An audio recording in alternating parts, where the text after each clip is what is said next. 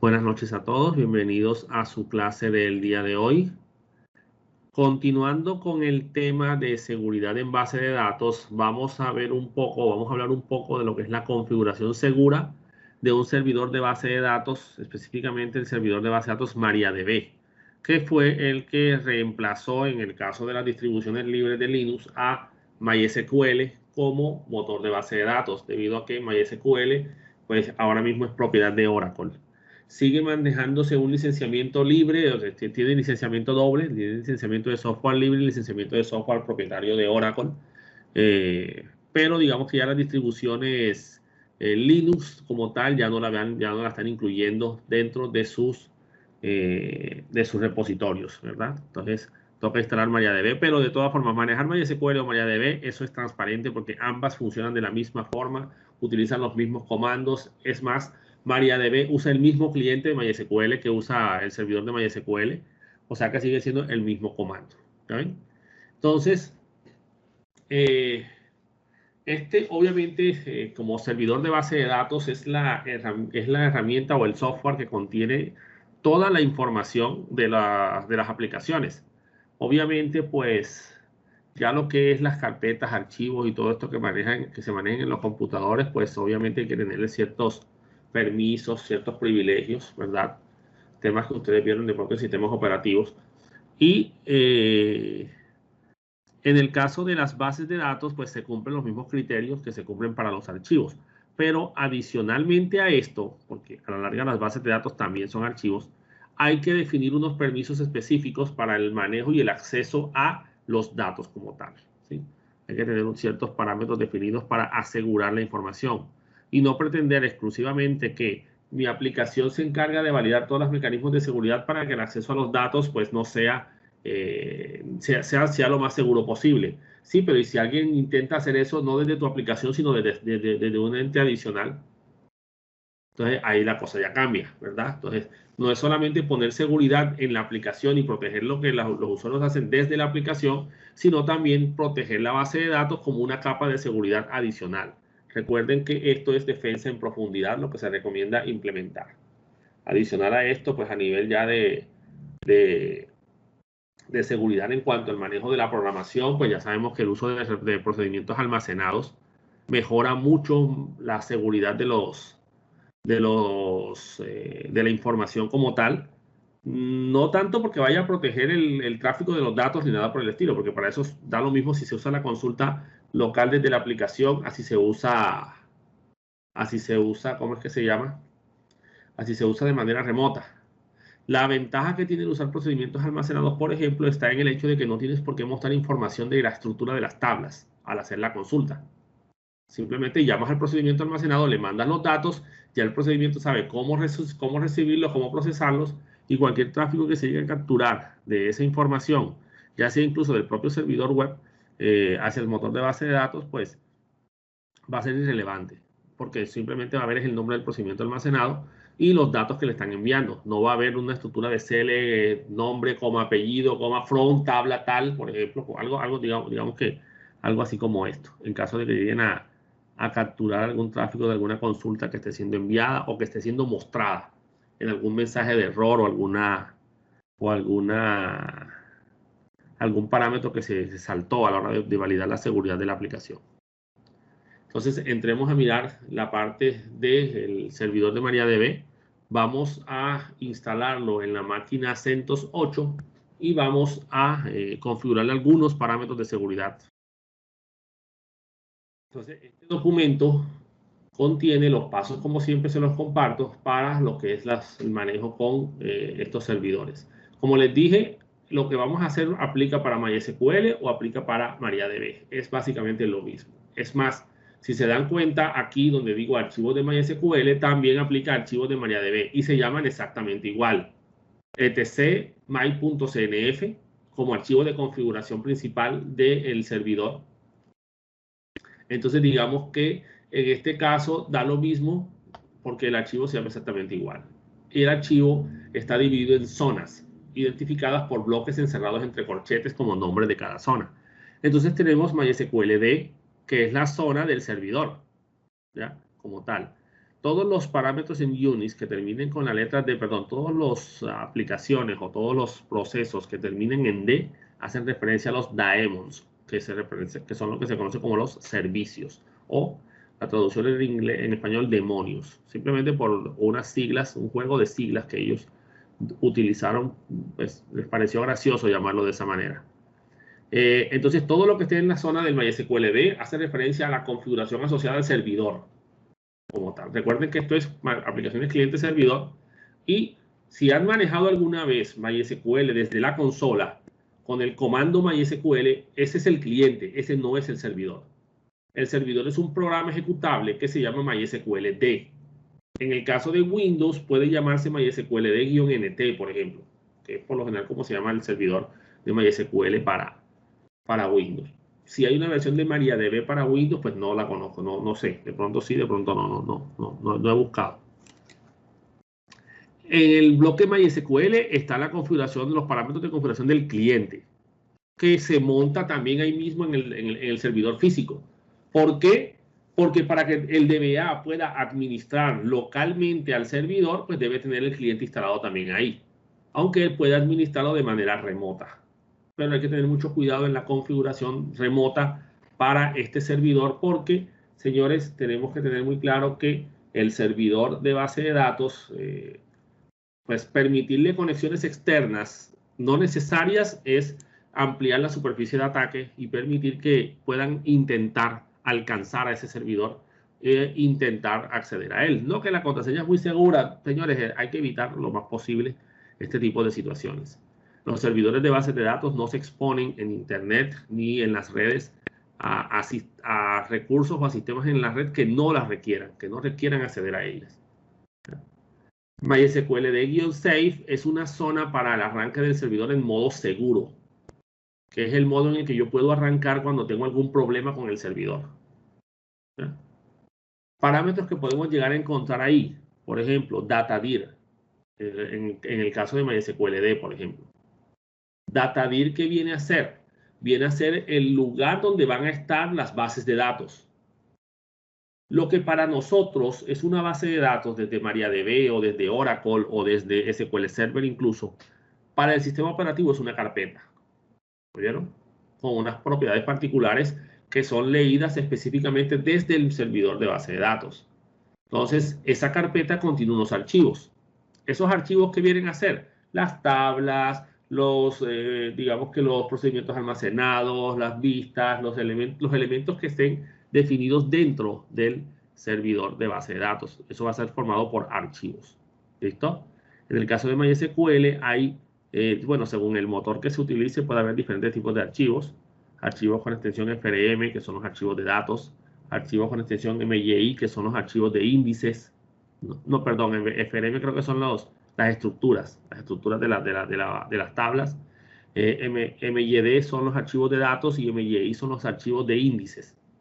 ¿Ya? Entonces, digamos que ya esa es la forma como el sistema operativo los mira y los entiende. Pero ya para el servidor como tal son bases de datos, son tablas, son los elementos que hacen parte del sistema como tal. Y se encuentran en la carpeta, si esa es la que aparece registrada, var lib MySQL. O sea que si entras a esa carpeta podrás ver físicamente los archivos de bases de datos. ¿Ven? Y podrás llevártelos. Si quieres copiar y pegar y luego pues buscarás y lo volcarás sobre otro servidor y verás si puedes acceder a los recursos o no, según los tipos de permisos que tengan o según la información está cifrada o no está cifrada, etc. Por eso es bueno que los archivos estén cifrados, ¿oyeron? A ese nivel. Por si alguien se llega a llevar esos archivos de bases de datos y llega a tratar de volcarlos en algún servidor propio ya de MySQL o de otro motor, pues no los vaya a entender. Port es para definir el puerto de escucha, que por defecto MariaDB usa el mismo puerto de escucha que MySQL, el 3306. ¿Ya? Más, señores, son los mismos fabricantes, oyeron, para que lo tengan en cuenta. Los fabricantes de MariaDB, algunos como que renunciaron a Oracle y abrieron su propia empresa, digámoslo así, y crearon un clon de MySQL. ¿Ya? Eso sí, programado completamente de nuevo, porque no lo podían hacer exactamente igual.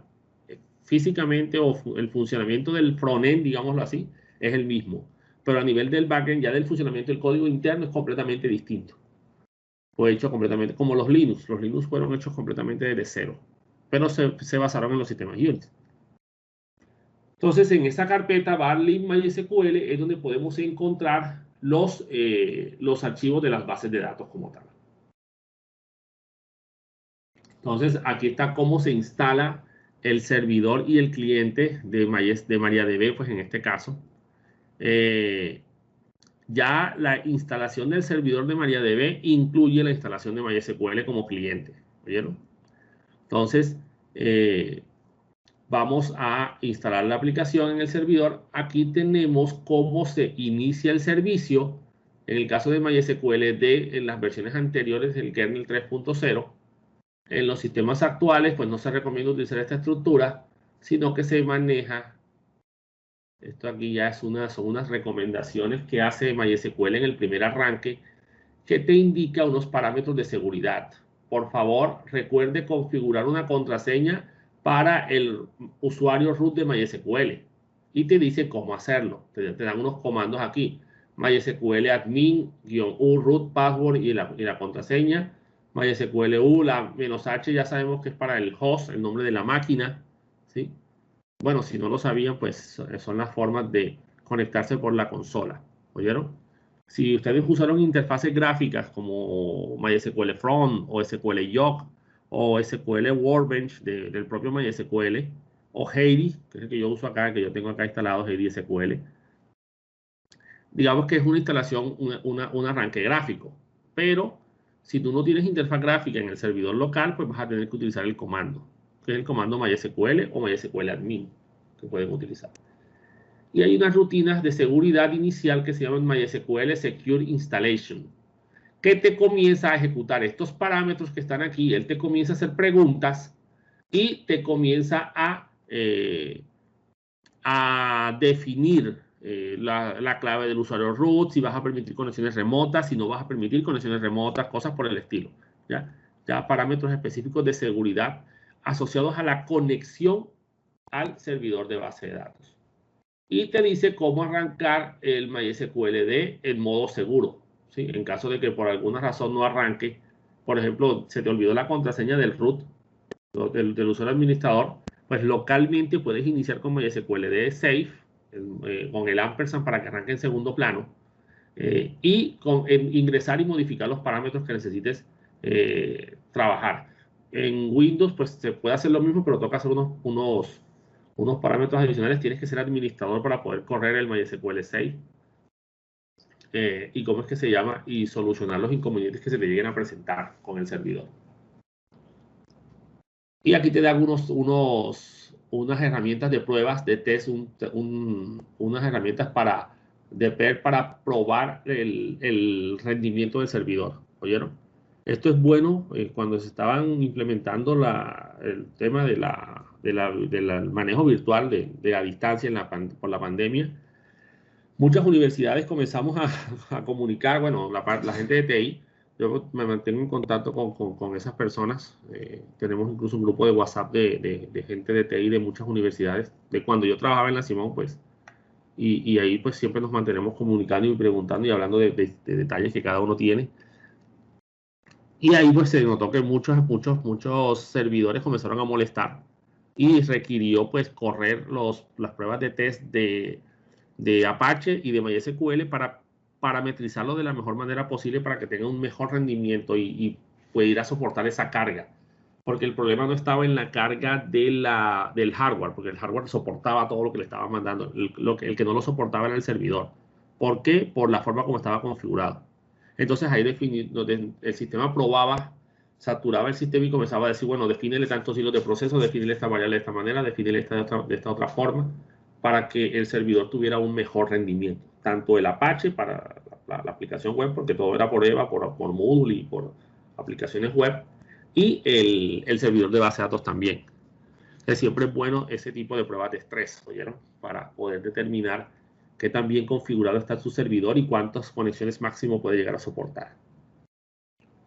Muy bien. Y acá pues hablamos de las formas como se arrancan los servicios. Ya supimos que con Service, que es como siempre lo hemos hecho en CentOS 6.8, que es la forma convencional, pero a través del kernel 3.0 de los sistemas Unix, de los sistemas Linux, perdón, ya se recomienda utilizar un comando que es systemctl. Y en vez de ser service, el nombre del servicio start, tú dices systemctl start, o sea, ahora viene el estado en el que lo vas a poner acá antes, y luego el nombre del servicio, que puede ser MariaDB o MariaDB.service. Cualquiera de las dos formas es válida. Aquí está cómo habilitar el servicio para que quede arrancando cada vez que prendas la máquina en sistemas con kernel anterior al 3.0, y este es cuando tienes kernel superior a 3.0 en este caso. Para nuestro caso, CentOS 7 hacia arriba. ¿Oyeron? Todas las últimas versiones de Unix que están viniendo es con el kernel 3.0 ya o superior. Y aquí pues ya ven ya los parámetros de configuración local, que esto ya lo vamos a ir viendo poco a poco a medida que vayamos ejecutando los comandos. Entonces, vámonos a instalar el servidor en nuestra máquina Linux.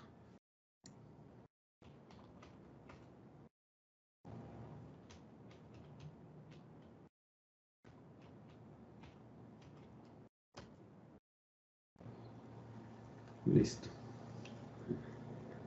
Muy bien, ya ingresamos al sistema. Lo primero que vamos a hacer es probar nuestra conectividad a Internet. Digamos que tengamos una dirección IP, ifconfig,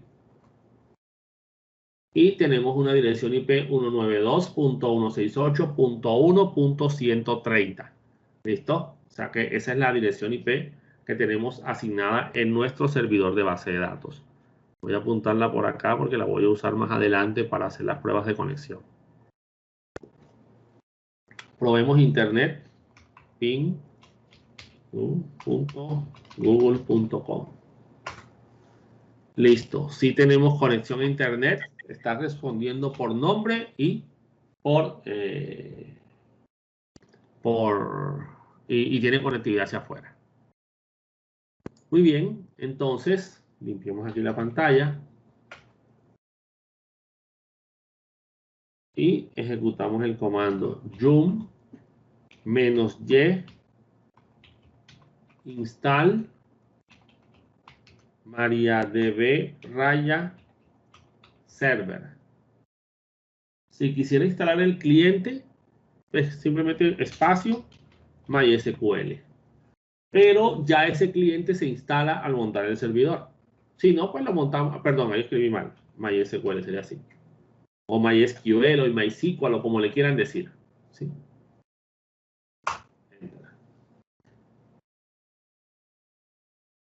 Listo, ahí lo encontró. Miren todas las herramientas que está instalando. Está montando Perl también para poder correr el servidor. Montó conector, está montando ya el servidor como tal de las APIs del servidor. Si fuéramos a montar el servidor web, tenemos que montar también las librerías o los módulos de MySQL, ¿oyeron? Para poder instalarla, para permitir que la página se conecte con el servidor de base de datos. Ya toca esperar a que se monte el sistema.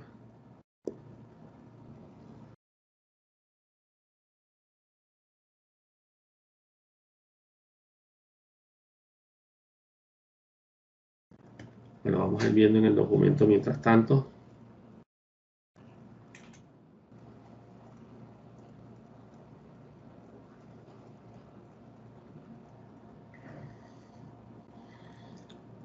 Lo primero que vamos a hacer para arrancar el servidor es correr el comando mysql-secure installation, que nos permite de manera sencilla, es un asistente para la configuración segura del arranque del servicio, que básicamente lo que hace es habilitar los usuarios y ponerles contraseñas a lo que es el root y determinar si vamos a utilizar el usuario anónimo o no lo vamos a utilizar. ¿Qué es el usuario anónimo? Un usuario sin nombre en el servidor. ¿Ya? Entonces, él nos va a ir haciendo unas preguntas, ¿verdad? Aquí, por ejemplo, el usuario nobody, ese es el usuario sin nombre. Si lo queremos definir, la contraseña del root, cómo lo vamos a trabajar. Entonces, nos va a ir preguntando, ¿verdad?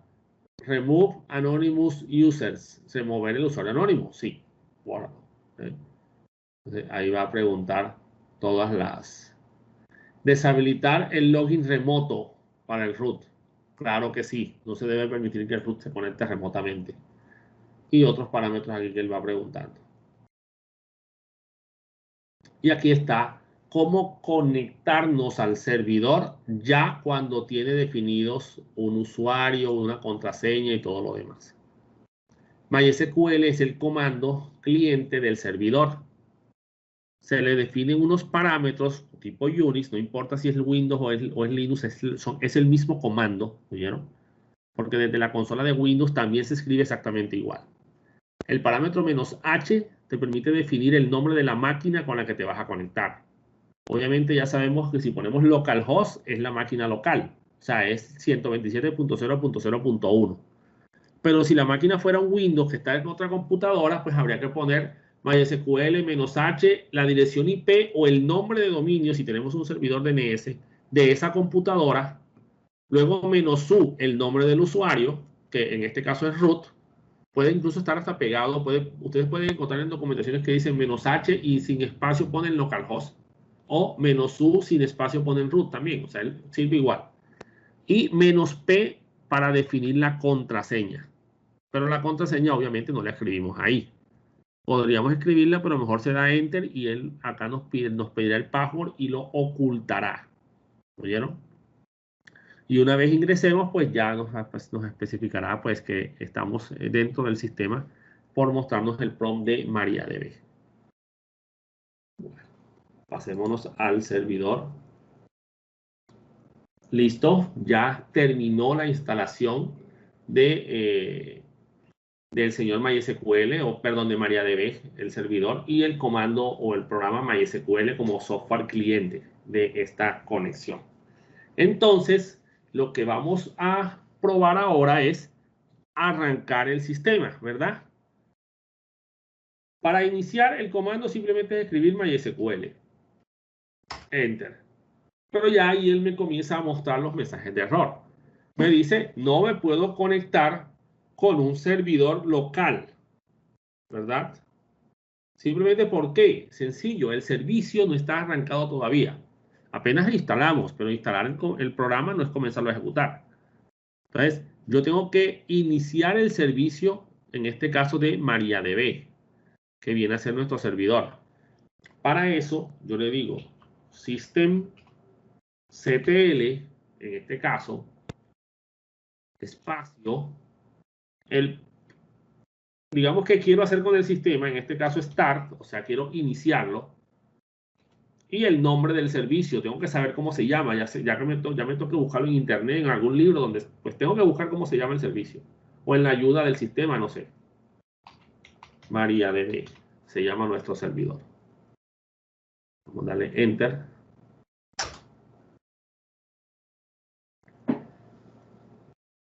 Listo. Si el sistema no nos manda alguna advertencia, fue porque hizo bien todo el proceso. Ahora, en el caso del comando anterior, el service, pues él te decía OK o falló o alguna cosa, pero acá no te lo va a decir. Lo que podemos hacer es validar el estado en el que está el proceso en estos momentos.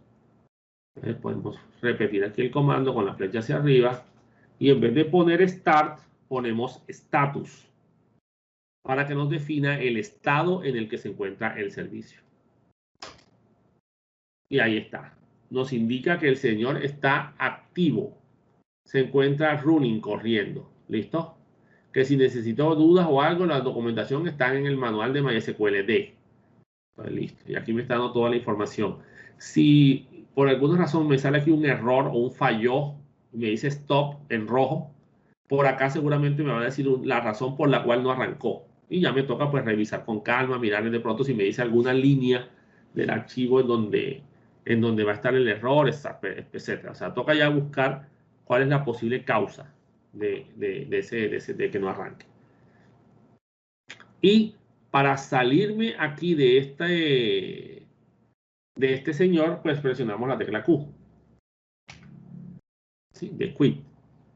Y ya volvemos otra vez al prompt. Dice que inició un MariaDB 10.3. Listo. Entonces, ahora ya está el servicio arriba, voy a probar el comando del cliente MySQL. Así solo, MySQL a secas, puro. Y listo. Ya se estableció la conexión con el servidor MariaDB. No tuve que poner contraseña, no tuve que poner nombre de usuario, ni tuve que poner nada. ¿Por qué? Sencillo. Actualmente, durante la primera instalación, el señor monta y crea un usuario por defecto sin nombre. O sea, un usuario anónimo. Y ese usuario anónimo no tiene contraseña. Y adicional a eso, ese usuario anónimo tiene privilegios de root. ¿Ya? Adicional al usuario root, obviamente, porque él tiene su usuario root también ahí, pero tampoco tiene contraseña. ¿Oyeron? Muy bien. En la estructura de MySQL como tal, y así son todos los motores de bases de datos, por lo menos los buenos. Access pues ya tiene sus limitantes porque Access normalmente no es un motor de base de datos para redes como tal, pues sino que simplemente él es un equipo, él puede conectarse a través de o sea, se puede conectar a él a través de la red, pero él en sí él es un solo archivo que, que no cumple con los parámetros de los otros servidores. Pero estos servidores, señores, como tal, tienen dentro de sus estructuras de datos, o sea, dentro de sus bases de datos, dentro de sus, se les llama sus table space, sus espacios de objetos del motor de base de datos, siempre va a haber un espacio de tablas o una base de datos que va a tener o que va a ser la que va a definir los parámetros de seguridad y de administración del servidor. Eso se puede observar a través del comando show databases, por ejemplo.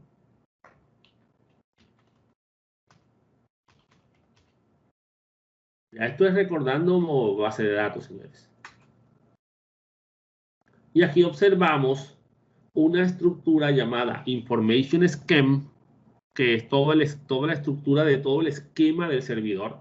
Ahí van a encontrar toda la información de todas las bases de datos, de todas las tablas, de todos los campos que contienen esas tablas, de todos los elementos de todas las bases de datos del servidor. ¿Ven? Entonces, eso es una estructura de base de datos, o sea, una base de datos que se llama Information Scheme, que tiene la estructura y su contenido son todos los campos de las bases de datos, tablas, todos los elementos que contienen las bases de datos. Performance Schemes es una base de datos para guardar y tener este estado del rendimiento del sistema. ¿Sí? Eso es lo que se va a guardar ahí. Y la base de datos MySQL es la base de datos de configuración del servidor como tal. Ahí es donde están registrados los usuarios y los permisos de cada usuario dentro del sistema. Yo, usando el comando use, puedo seleccionar y escoger una base de datos MySQL. En este caso, pues, el comando use no es obligatorio, pero normalmente en este parámetro, en esta forma de conexión, siempre hay que poner un punto y coma al final de cada línea. ¿Oyeron? Ya les dije que con use no es obligatorio, vamos a mostrarles. Ya se hizo el cambio. Miren que aquí decía none arriba, o sea que no tenemos ninguna base de datos y ahora dice aquí MySQL. ¿Listo? Entonces, yo aquí le puedo decir, ya estando dentro del motor, dentro de la base de datos MySQL, le puedo decir show tables para que me muestre las tablas. Aquí pues hay muchas tablas y ellas no van a quedar completas aquí, se van a perder algunas. Ah, bueno, alcanzó el espacio, menos mal. Ahí se ve Tables in MySQL como base de datos y tenemos varias tablas, ¿sí? Column-stat, eso es estadística de campo, columns pri, que es privilegios de columnas. En este caso, los privilegios de columnas son los campos que hacen parte de una tabla, ¿sí? Básicamente los permisos que cada usuario tiene sobre los campos, ya que en el sistema yo puedo ser tan puntual de decir que un usuario solamente puede hacer un select sobre el campo nombre de una tabla, por ejemplo. Y si él hace select nombre como apellido, le sale un error, porque él solamente puede hacer select al nombre como tal. DB, que tiene los permisos de las bases de datos, básicamente los usuarios que se pueden conectar, los eventos, funciones. La que me interesa también, por ejemplo, proxprip, pues por los procedimientos almacenados. Tablesprip, acá abajo, son los permisos de las tablas. Users son los permisos globales. Permisos que se le aplican a las bases de datos o a todo el sistema completo dentro de los permisos de cada usuario. Entonces, vamos a mostrar la descripción de esa tabla, a mostrar el diccionario de datos con el comando descript user. Miren que esta vez sí es bastante extenso, pues como estoy desde la consola no puedo subir hacia arriba, tendría que conectarme remotamente, pero básicamente esta es la estructura de esa tabla.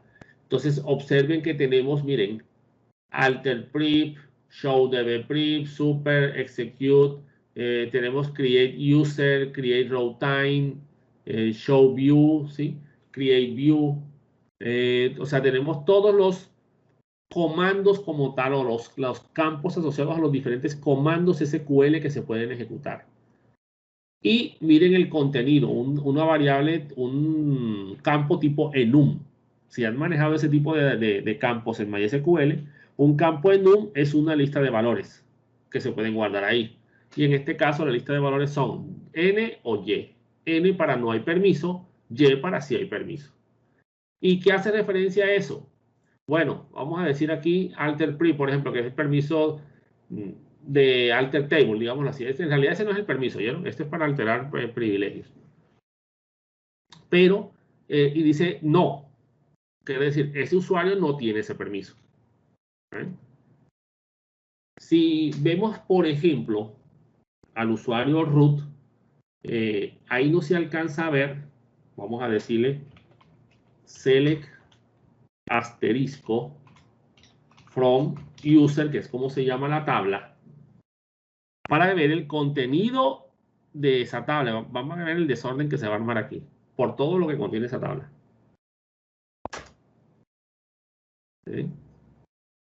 Entonces, analicemos un poco aquí, esta línea. Esta línea que termina aquí.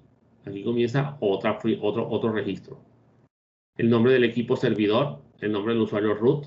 Este espacio de aquí entre estos dos pipes, o estas dos barras verticales, es el espacio de la contraseña. No hay contraseña.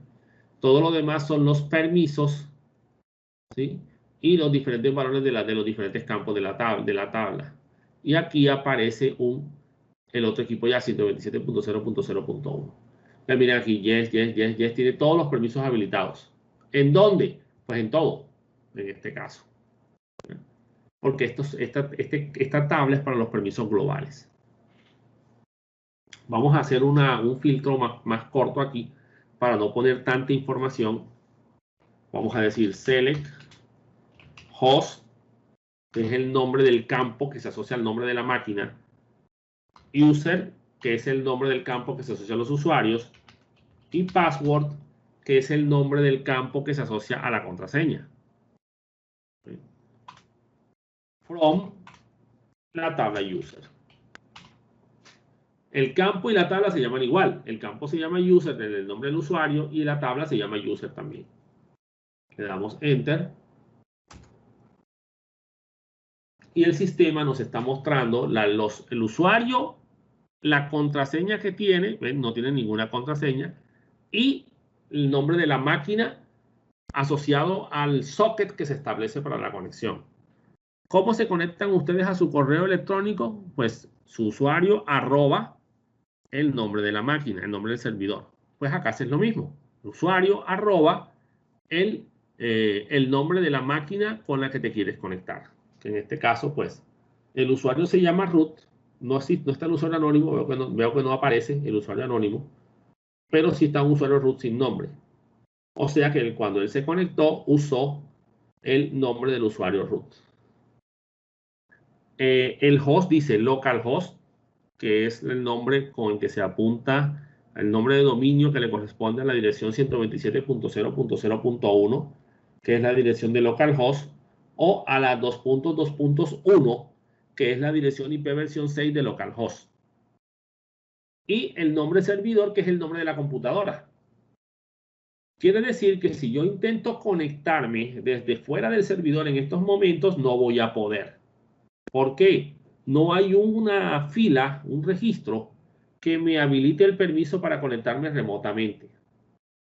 Recuerden que para conectarse, digamos que internamente el comando lo que hace es un root @ conéctame, por ejemplo, con la 192.168.1.130. ¿Listo? Que es la dirección local de esta computadora. Y estoy localmente en ella. Entonces, cuando yo me quiero conectar y ejecuto un comando donde le digo que el -u es root y el -h es esta dirección IP, él me arma esta estructura, ¿ya? Para la identificación del usuario y de la conexión. Y en este caso, él va a buscar aquí en la tabla, usuario root, sí, tengo todos estos. Host 192.168.1.130. No tengo ese nombre ahí. Pero es que esa es la misma dirección IP del servidor. Sí, pero es que no hay un registro que tenga esa dirección IP. Así que lo siento, no tengo ese usuario registrado aquí. Esa conexión no está registrada. No te puedes conectar. Pero entonces si tú llegas a poner servidor, ya la cosa cambia. Sí, tenemos root y servidor. Aquí está. Entonces usemos la contraseña que esté en esa fila. ¿Es la misma de todos? Bueno, listo. Le pusiste la misma clave a todas las conexiones. Pero es probable que la que usa localhost tenga una clave. La que usa servidor usa otra clave. La que use 127 incluso tenga otra clave distinta a la que usa localhost. Y la que usa IPv6 tenga otra clave también diferente. Claro, se te vuelve un arroz con mango a ti. ¿Verdad? Quiere decir que hay un solo usuario y 4 formas distintas de conectarse al servidor. Y cada una de esas formas puede tener una contraseña diferente. Eso sí, no hay ninguna conexión, señores, no hay ninguna conexión que me habilite, o que me indique, que el señor se puede conectar. Desde una máquina externa. ¿Oyeron? Tuve una confusión aquí. Esto es para cuando tú te vas a conectar con el sistema, ¿verdad? Desde una máquina remota. Entonces, tú aquí pones la dirección IP del servidor, pero acá este comando host, este campo host, es el nombre de la máquina o la dirección IP de la máquina que tiene la autorización para conectarse al servidor. Disculpen la confusión de ahorita. ¿Oyeron? Entonces, esta es la dirección o el nombre de la máquina que tiene permiso de conectarse. Entonces, solamente hay permiso desde localhost. Así el firewall esté habilitado, tenga todos los permisos abiertos, no importa, el propio servidor se está protegiendo ahí. No, que el usuario no tiene contraseña, sí, pero solo es local. Ahora, eso no es una excusa, ¿vieron? Esa excusa me la dieron una vez y yo dije, y si logran hackear el servidor y se conectaron, ya entraron también al servidor de base de datos. ¿Por qué? Porque el root no tiene clave. ¿Ya ven? Entonces, vamos a salirnos de aquí. Exit. Y vamos a correr el comando mysql -secure installation, que va a cambiar estos parámetros que están aquí. Listo.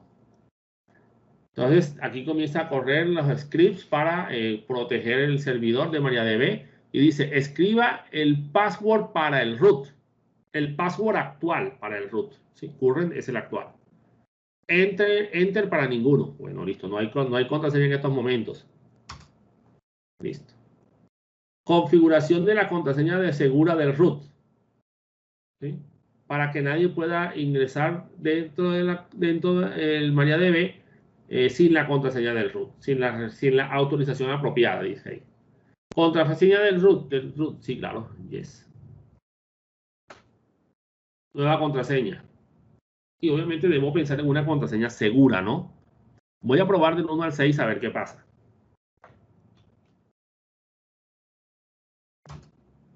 Vuelvo a escribir. Parece que no se escribiera, pero recuerden que no se genera eco en la consola. Bien, ya se activó la contraseña, no validó seguridad. ¿Sí? Bueno, listo. En algunas versiones de Windows hay unos que sí validan seguridad. Y ejecutan el MySQL Secure Installation por interfaz gráfica. Bueno, tienen una interfaz gráfica para eso. Remover usuario anónimo, pues digamos que sí. No existe, pero vamos a decir que lo remueva. Si no, pues él no se bloquea, sino simplemente que intenta eliminarlo. Deshabilitar el root remotamente en caso de que estuviera habilitado. Pues yo le diría que sí, claro, deshabilítalo. Actualmente está deshabilitado. Remover la base de datos de prueba. Hay una base de datos que se llama test, que es para hacer pruebas sobre el servidor. Pues no existe en estos momentos, pero si existiera, pues yes, también. Recargar los privilegios de las tablas ahora. O sea que como hice cambios en la configuración del servidor y le puse una contraseña, para que esos cambios se apliquen, tengo que volver a reiniciar todo el servicio o recargar los permisos de este sistema. Yo le digo yes. Si le dijera que no, todavía podría seguir entrando sin ponerle contraseña. ¿Oyeron? Porque el servicio no se ha reiniciado. Hasta que no se reinicie, los cambios no se aplican. Entonces, ahí se van a reiniciar. Listo. Dice que la instalación ahora es segura. Porque quitó todos esos parámetros que no son, que hacen, digamos que son iniciales para poder ingresar al sistema, pero que deben ser cambiados una vez se inicia o se instala. Entonces, miren lo que va a pasar ahora. MySQL. Enter. Y me dicen, acceso denegado para root@localhost. Esa fue la conexión que él intentó establecer. Using password, no, porque no le dije que iba a usar un password. No porque no tenga contraseña. Entonces ahora me toca decirle, MySQL. Si quiero ponerle el host, lo pongo, -h, localhost. Puedo ponerlo pegado, como les dije, no importa. -u, el nombre del usuario, root, -p. Enter. Contraseña del 1 al 6. Y ya pude ingresar. Obviamente, del 1 al 6 no es una buena contraseña. Entonces, ya tenemos acceso al servidor como el usuario root. ¿Ya ven? Use MySQL para usar la tabla MySQL, perdón. Como es el root, él puede entrar a esa tabla. Vamos a decirle select host, user, password from user. Y miren que ahora el campo del password tiene la contraseña. ¿Sí? Obviamente definida con un hash, porque en todos es igual, se le puso la misma contraseña a todos. Miren que se eliminó el nombre servidor. ¿Por qué se eliminó el nombre servidor? Porque el nombre servidor puede ser adquirido desde un dominio y permitir la conexión externa. Y se asocia, el nombre servidor se asocia a la dirección IP, a la dirección 192.168.1.130. Entonces, si lo dejaba, pues podía llegar a activarse las conexiones remotas. Entonces, ese usuario se eliminó. Muy bien, entonces tenemos ya definidos nuestros privilegios para los accesos locales. Bueno, entonces, digamos que ya está habilitada la conexión, pero solamente desde localhost. Si me intento conectar remotamente, pues no voy a poder. ¿Ya?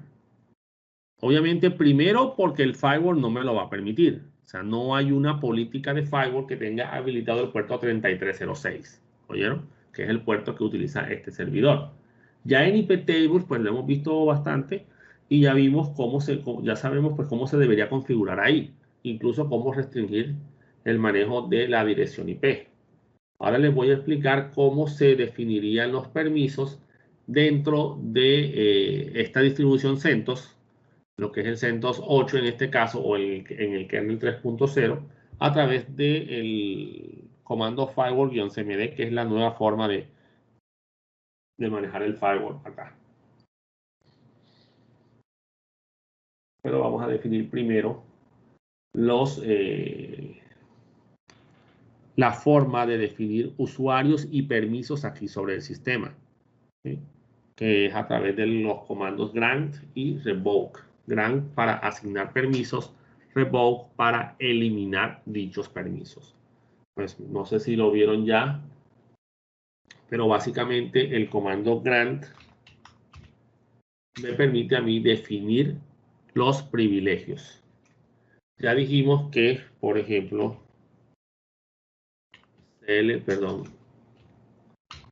voy a mostrarles algo. User from DB. Solamente el campo user, nada más para que veamos algo. From DB, que es la tabla llamada DB para guardar los permisos de las bases de datos. Y está vacía, ¿sí? Tables-prip.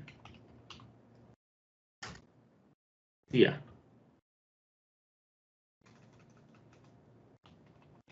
Columns-prip está vacía. Permisos globales, la tabla user. Hay usuarios ahí. Permisos por bases de datos, no hay. Los permisos globales anulan los permisos de bases de datos. O sea que si tu usuario tiene un permiso global sobre todo el sistema, automáticamente tiene permiso sobre todo hacia adentro. DB, nada. Si hay un usuario que tiene permisos solamente específicos sobre una base de datos, se registrará aquí. Si hay un usuario específico con permisos sobre algunas tablas, pues se verán aquí. Y si hay un usuario con permisos específicos sobre algún campo, pues se verán aquí. ¿Ya? Estarán en las configuraciones globales, pero tendrán todos los permisos en no. ¿Ya? Entonces, lo primero que vamos a hacer, como nuestro usuario es root y tiene permisos de administración, vamos a crear una base de datos. ¿Listo? Entonces, create database y le ponemos el nombre de la base de datos. Prueba. Podríamos definir el motor y otras características adicionales para la base de datos, porque MySQL tiene diferentes motores. Entonces hay que poner la palabra engine igual y el motor de base de datos que vamos a utilizar y todo lo demás. Si quieren, yo después les subo un documento con cómo se define todo esto, que es el que yo usaba en las clases de fundamentos de bases de datos. Ahí están, ahí están los tipos de motores, ahí están los tipos incluso los tipos de caracteres que se pueden utilizar y los tipos de colecciones de caracteres que se pueden definir. Que todo está ahí en tablas del propio servidor. Entonces ya creamos la base de datos prueba. Para crear las tablas dentro de esa base de datos, pues tendremos que ingresar a la base de datos. Entonces le decimos use prueba. Y con eso ya yo selecciono la base de datos prueba. Listo. Y ahora lo que vamos a hacer es crear las tablas con comandos SQL de tipo DDL, ¿sí? De Data Definition Language, lenguaje de definición de datos. Entonces, create table. Vamos a llamar a la tabla persona, ¿cierto? Entre paréntesis, el nombre del campo, código, espacio, el tipo de dato, varchar de 5 y va a ser la llave primaria, primary key. Después le decimos el otro campo, por ejemplo, nombre, varchar de 30, coma, apellido, varchar de 30 también. Aquí, coma, dirección, varchar de 30 también, coma, teléfono, varchar de 10. Y listo. No vamos a meternos ahora con llaves foráneas ni nada de eso, ¿vale? Porque esto no son clases de bases de datos como tal. Listo. Query OK, quiere decir que lo ejecutó. O sea que ya tenemos, si le digo show databases, miren que ahí aparece prueba. Como estoy en prueba, le digo show tables y ahí está persona. ¿Listo? Create tipo, por ejemplo. Vamos a crear una table. Tipo. Código del tipo varchar de 2.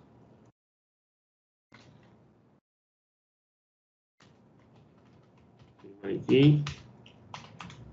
Y el tipo. Varchar de 50. Va a ser tablas muy complicadas. Listo. Query OK. Ya creamos 2 tablas. Vamos a crear nada más esas 2.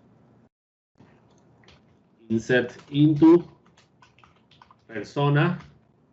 Entonces, todo es varchar, así que vamos a poner aquí, pusimos pues código de 5, 1, 2, 3, 4, 5. Nombre Jorge, apellido Pérez, dirección calle X, carrera 4, teléfono 380, listo, no importa.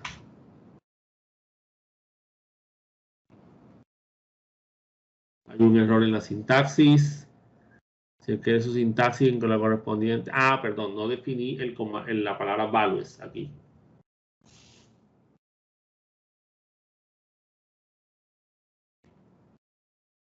No puse los campos porque escribí los valores en el mismo orden, así que no necesito poner los campos. Listo, ahora sí. Query OK, una fila afectada. Select, asterisco, from. Miren lo que va a pasar aquí. Persona.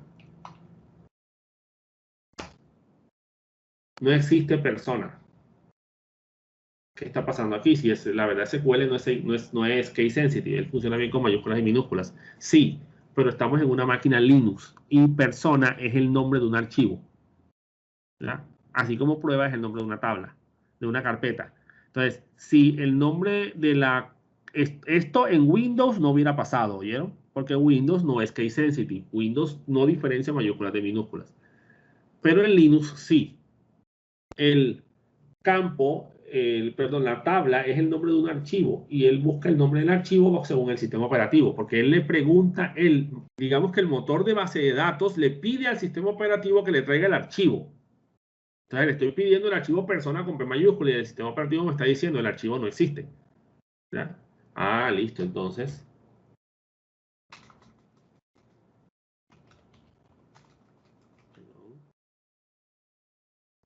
Y ahora sí. Para que lo tengan en cuenta. En Linux, esto es porque es Linux. Si fuera un Windows no habría ningún problema. Y él pone el nombre de la base de datos porque estamos actualmente en la base de datos prueba, así que él asume que la búsqueda es en esta base de datos. Yo le podría decir incluso que busque en otra base de datos si tuviera el permiso. Bueno, en este caso el root sí puede. Y listo, ahí están los datos en la tabla persona. Obvio, soy el root, puedo hacer esto sin ningún problema, ¿verdad? Insert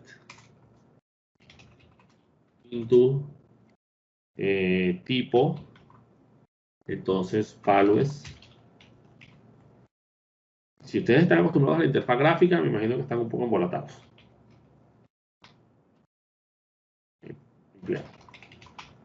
Por ejemplo. Listo. Ya introducimos un registro. Solamente quise poner un registro para mirar lo de los permisos y ver. Vamos a trabajar con esta base de datos. ¿Oyeron? Con esta estructura. Muy bien. Lo que vamos a hacer es crear 3 tipos de usuarios. Vamos a crear un usuario que se pueda conectar a toda la base de datos, ¿sí? Vamos a crear uno que se pueda conectar a todo el sistema, que sea administrador, desde afuera. Vamos a crear uno que solamente tenga todos los permisos sobre la base de datos. Vamos a crear uno que tenga todos los permisos sobre una sola tabla. Y uno que tenga permisos solamente sobre unos campos de una tabla. ¿Oyeron? Muy bien, para eso se usa el comando grant. Después del nombre del comando vienen los permisos que ese usuario va a tener. Si le voy a dar los permisos completos sobre un sistema, uso la palabra al privilegios. ¿Sí? Todos los privilegios, todos los permisos. Ahora, ¿dónde? Porque obviamente no es todos los privilegios en todos lados. Tengo que especificar dónde le voy a dar todos los permisos. Entonces, on. Y si le voy a dar los permisos globales, o sea, le voy a dar permiso en todo el sistema, aquí yo pongo asterisco punto asterisco. O sea, todas las bases de datos de todas las tablas y todas las tablas de todas las bases de datos. ¿Sí? Voy a poner también asterisco y funciona. Tú significa a, o sea, a quién le vas a dar el permiso. Y aquí tú defines el usuario. Voy a decirle el root. No, voy a cambiar el root. O no, sí, vamos a usar el root. Arroba. Y aquí iría la máquina desde la cual se va a poder conectar. O la dirección de red, si es una dirección de red. O si quieres solamente localhost, pues localhost. Si quieres desde la máquina Windows mía, por ejemplo, voy a averiguar la dirección IP de mi máquina Windows.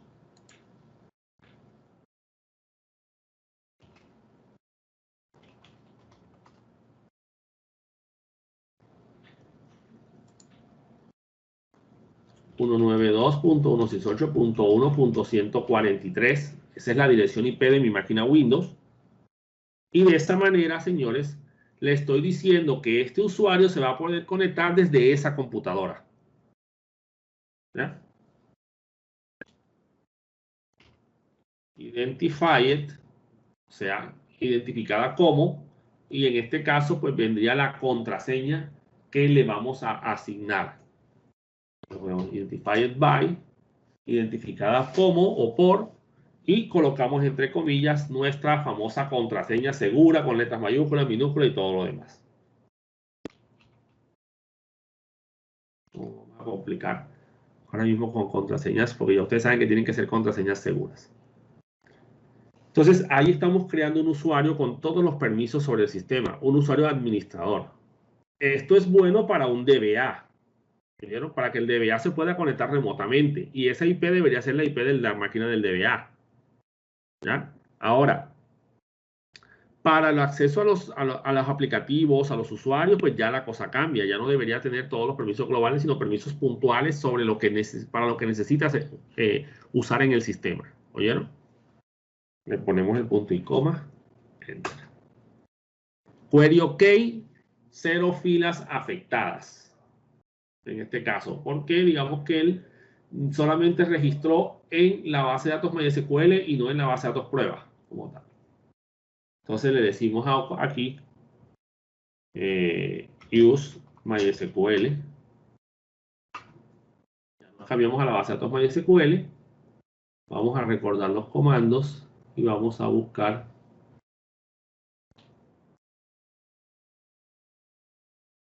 select host user password from user.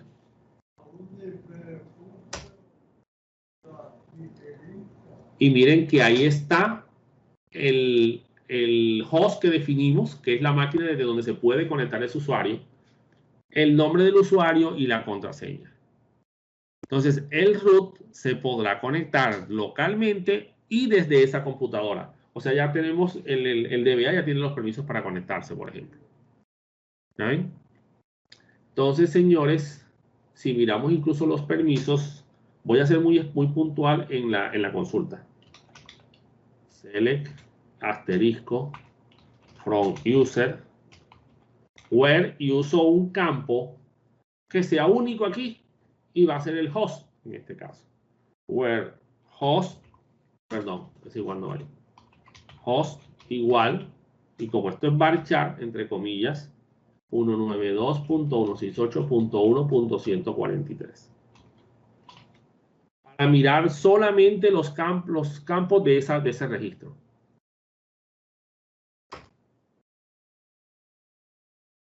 Entonces miren cómo se llaman los campos. Host, user, password, que lo habíamos definido. Select priv, que son los permisos de select. Permisos de insert, permisos de update, permisos de delete, permisos de create, ¿sí? De drop, de reload, de shutdown. Entonces observen cómo todo está en yes. O sea que esa persona puede hacer select, puede hacer insert, puede hacer update, puede hacer create, puede hacer drop, o sea, puede hacer lo que quiera con todo el mundo, con todo el sistema completamente. ¿Okay? Entonces, ahí están definidos los permisos de ese usuario. Creemos otro usuario, pero ahora que va a ser un usuario con permisos globales sobre la base de datos. Solamente sobre la base de datos prueba. Y va a tener todos los permisos. Bueno, grant all privilege. En este caso, pues, vamos a definir on y la base de datos se llama prueba. Prueba punto asterisco. ¿Sí? O sea, todas las tablas de la base de datos prueba. ¿Verdad? Y aquí voy a crear otro usuario. Voy a llamarlo DBA. DBA prueba. ¿Sí? El DBA de la tabla prueba. Miren que el nombre de usuario tiene que ponerse entre comillas. ¿Oyeron? Porque es un dato que va a manejarse idénticamente como está escrito y se va a colocar como varchar en la tabla. Arroba la máquina desde donde se va a poder conectar. ¿Listo? Voy a poner la misma computadora mía. O no, voy a poner la otra máquina Windows que tengo aquí. Déjenme y busco la IP.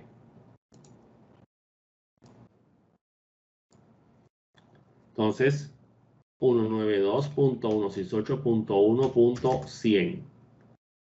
Para ser puntuales y solamente desde esa computadora se puede conectar el usuario DBA prueba. Identified by y la misma clave. Quiero complicar la vida ahora para saber qué clave puse acá, qué clave puse allá. Está completo, sí parece que sí. Listo, query OK. Entonces ahora tenemos otro usuario, ¿verdad? Aquí. Miren que ahí está DBA prueba. ¿Sí lo ven? Aquí aparece con esta máquina. Ahora, resulta que DBA prueba no tiene permiso sobre todo el sistema. ¿Sí? Veamos cómo le aparecen a él los permisos. Miren que acá el señor tiene todo en yes. Vamos a volver a ejecutar ese comando. Aquí podríamos poner DBA o podríamos poner 100. Y ya sabemos, si son dos parámetros, pues el AND, y ya, o sea, ya consultas SQL, señores, eso ustedes tienen que sabérselo hasta con los ojos cerrados. ¿Sabes? Miren cómo están los privilegios. Todos están en no. No, no, no, no, no, no, no, no. O sea que no tengo privilegios globales. Solamente tengo privilegios sobre la base de datos. Ahora, ¿cómo veo eso? Bueno. Eso quiere decir que este usuario solamente puede, digamos, entrar remotamente, pero no puede ni seleccionar ni escribir nada. Ojo, ¿en qué base de datos le dimos permiso? Al DB prueba. Ahí es donde él puede trabajar. Muy bien, entonces aquí le decimos select asterisco from DB. En este caso, señores, vamos a mirar ese archivo, esa tabla, que es la tabla de los permisos de las bases de datos. Y miren que antes estaba vacía, pero ahora aparece host 192.168.1.100, el mismo que está allá. ¿Listo? DB prueba la base de datos. User DBA prueba. permisos, todos los permisos sobre esa base de datos los tiene él, ¿sí? Excepto este, vean, Grant Priv. ¿Qué es el Grant Priv? Privilegios para ejecutar el comando grant. ¿Ya? Si observamos incluso el usuario anterior,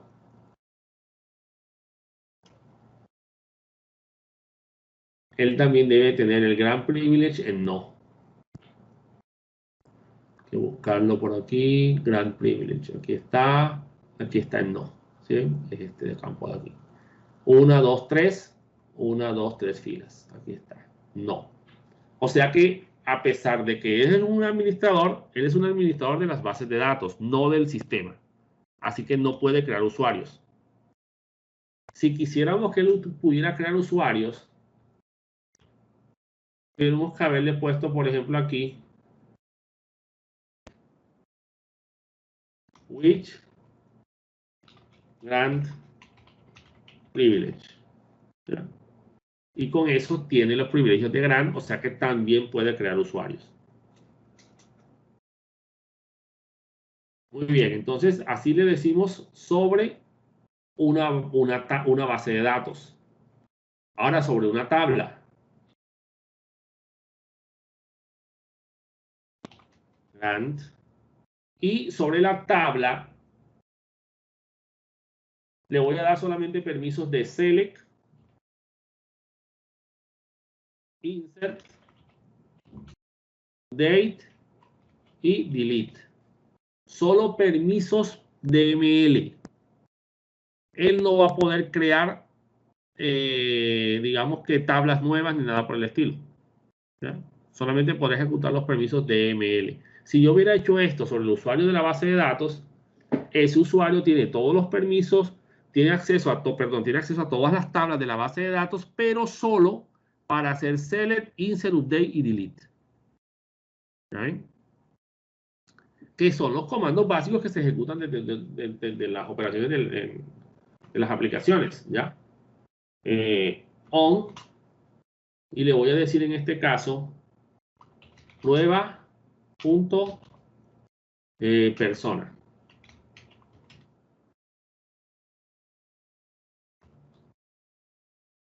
Solamente va a tener permiso sobre la tabla persona. Tú, en este caso voy a poner aquí usuario, arroba, y voy a poner porcentaje. ¿Qué pasa cuando yo pongo porcentaje? Porcentaje aquí es un carácter comodín y me representa cualquier máquina. O sea que ese usuario se va a poder conectar desde cualquier lado.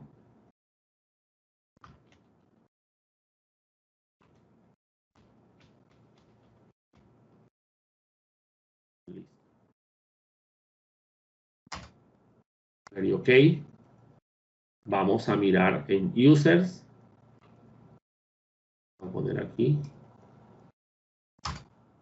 Listo, ahí está. Y es un porcentaje, o sea que se podría conectar desde mi máquina Windows localmente, desde la máquina desde la máquina Windows virtual, cualquier máquina se podrá conectar. Si tiene conexión a internet, pues desde internet también podrá conectarse.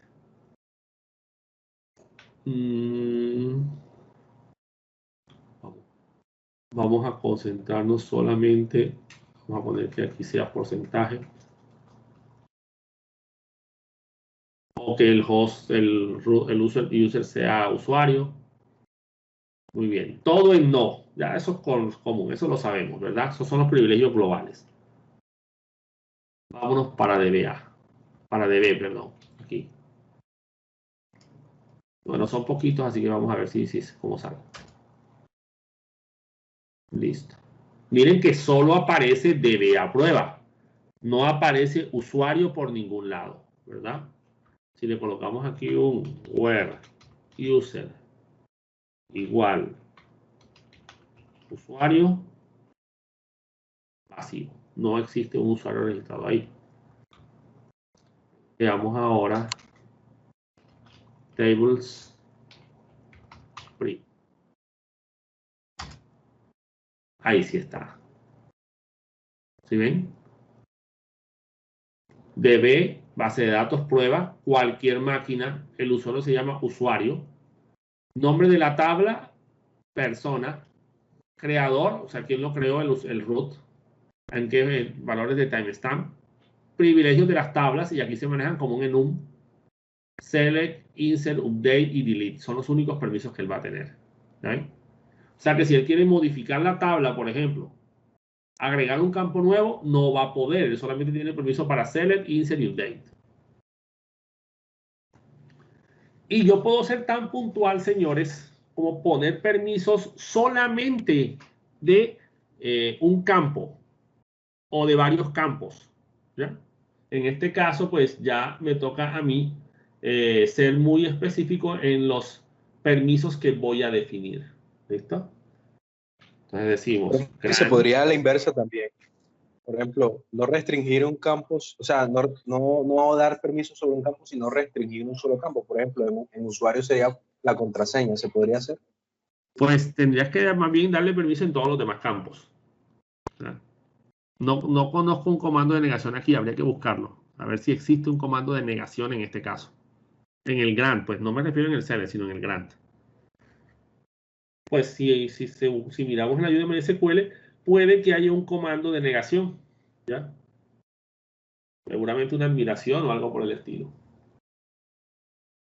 Muy bien, en este caso vamos a decirle a un usuario nuevo que él va a tener permisos de select, ¿cierto? En el campo, por ejemplo, ID. Perdón, código, disculpen. En el campo código. Vamos a trabajar sobre la tabla tipo, ¿oyeron? Que tiene código y tiene tipo. Y va a permitírsele insert y update sobre el nombre, ¿ya? O sobre los dos, sobre el código y el nombre.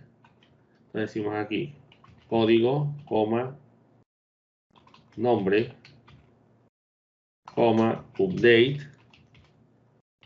código, coma, nombre. ¿Sí? Específicamente esos campos tienen que existir en la tabla sobre la que vamos a trabajar. On, nueva, punto, y decimos la tabla tipo. ¿Ya? Tú, este va a ser usuario monitor, arroba, y vamos a poner 192.168.1. Porcentaje. Para que vean cómo se define una red específicamente hablando. ¿Ya? El porcentaje es un carácter comodín, así que el último valor de la IP puede ser cualquier cosa. Bye.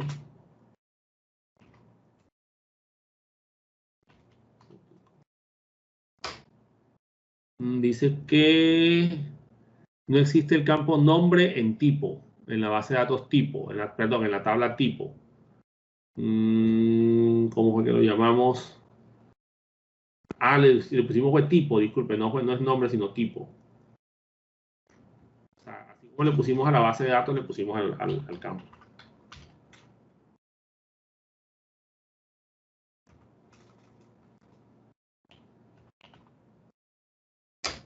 Listo, ahora sí.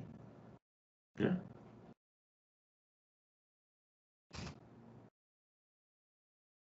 Miren que ahí está el usuario en table prep y dice que tiene permiso de select, insert y update.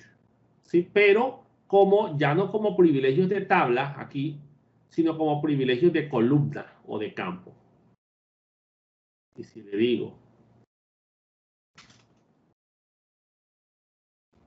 columns prep, bien, ahí está. Monitor para el campo código tiene permisos de select, insert y update. Y para el campo tipo tiene permisos de insert y de update. ¿Ya? Entonces, digamos que, bueno, nosotros le pusimos insert y update al campo. Ah, sí, le pusimos insert y update al campo código. Me confundí, disculpe. Ya, para que pueda insertar códigos también, porque no lo declaramos autonumérico. Si el código lo hubiera puesto como autonumérico, yo lo hubiera bloqueado el manejo del update o del insert y se lo hubiera bloqueado, para que bajo ninguna circunstancia él pudiera agregar un código, sino que el código se generara de manera automática. Entonces, miren los permisos que estoy manejando aquí en cada usuario. Eso es lo que normalmente se recomienda, crear todo un conjunto de usuarios y definir esos permisos a esos niveles así, específicamente de qué puede manejar él y qué debería poder hacer. Y ese es el usuario que vamos a utilizar en la aplicación. Bueno, listo, de todas formas te toca crear una tabla de usuarios, ¿no? Ahora, créate tú una interfaz gráfica que haga uso de tu usuario de DBA, ¿verdad? Ya que tú eres el DBA de esa aplicación, por ejemplo, y tú tienes ahí una interfaz gráfica donde haces todo esto. Creas los permisos y todo lo demás. ¿Ya? Estos sistemas se pueden integrar con directorios activos a través de mecanismos de autenticación. ¿Ya? Sistemas Radius y cosas por el estilo, de tal forma que los usuarios que uses dentro de MySQL o dentro de los motores de Oracle o SQL Server que tú utilices, sean usuarios de un controlador de dominio y no internos aquí del usuario, pero que se asocien a estas tablas, porque estas son las tablas de los permisos sobre las bases de datos o sobre los elementos de la base de datos en particular. ¿Ya ven? Y no que los controles desde la aplicación. Porque a la larga el usuario que vas a utilizar tú para hacer las operaciones dentro del sistema no va a ser el usuario que tú hayas definido en la tabla de usuarios. No va a ser el que defines en el login. Van a ser los permisos del usuario que uses en la conexión. ¿Sí? En la conexión a la base de datos. ¿Ya? Y si el usuario encuentra cómo saltarse tu login, por ejemplo, por de pronto sin el usuario administrador, él se conectará. Y no importa lo que haga, no importa cómo se haya conectado, no importa si lo hizo o tomando tu parámetro de conexión que capturó en la red y luego lo estableció desde MySQL propio de él acá, pues el usuario que va a usar es el de esa conexión. ¿Ya? En cambio, si el login se amarra a estos usuarios, a los usuarios de la base de datos y no de la tabla usuarios, de la propia tabla como tal, sino a los usuarios del propio servidor, los permisos que va a adquirir ese usuario en la conexión serán los propios permisos de la base de datos, lo que le dará un mayor nivel de seguridad. Ahora, lo que normalmente se hace es que se definen grupos, y a esos grupos es a los que se les da los privilegios. ¿Ya? Obviamente, esos grupos se corresponden con usuarios acá dentro del sistema. Cuando el usuario pertenece a ese grupo, tiene los permisos que tenga ese grupo acá. Digamos que se definen unos roles. ¿Sí? Se definen unos roles y unos perfiles para cada rol. Esa es la forma como se debería hacer. Y eso todo viene del diseño del sistema. Muy bien. Entonces, veamos qué nos sucede. Vamos a salirnos de aquí y vamos a definir los permisos en el firewall, por ejemplo. Bueno, y para eliminar, entonces el comando es rebook, ¿oyeron? Para quitar los privilegios. Digamos que en el documento está cómo se ejecutaría. Tienes que ser muy específico, ¿oyeron?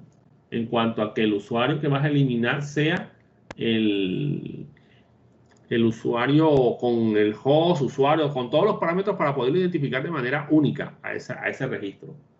Porque si no se borran 2 o 3 usuarios, ¿oyeron? Muy bien. Aquí el firewall que vamos a utilizar es el firewall CMD. Este comando firewall CMD, digamos que reemplaza iptables como firewall del sistema. Iptable sigue existiendo, pero digamos que este es el parámetro que se utiliza o que se recomienda utilizar ahora mismo. Este parámetro, señores, el firewall se maneja por zonas. En iptable también se puede hacer, también se podrían crear zonas, pero digamos que era un poco más complicado. en este caso tenemos varios comandos que podemos utilizar, casi siempre separados por dos guiones. Get, por ejemplo, zones, me muestra las zonas que tiene el firewall y obviamente pues cada zona tendrá sus propios privilegios. Entonces me detectó una zona block, una zona de meseta, drop, external. Todas esas zonas están inactivas. Cuando le definimos parámetros, se activan. La única que está activa en estos momentos es la zona pública o public como tal.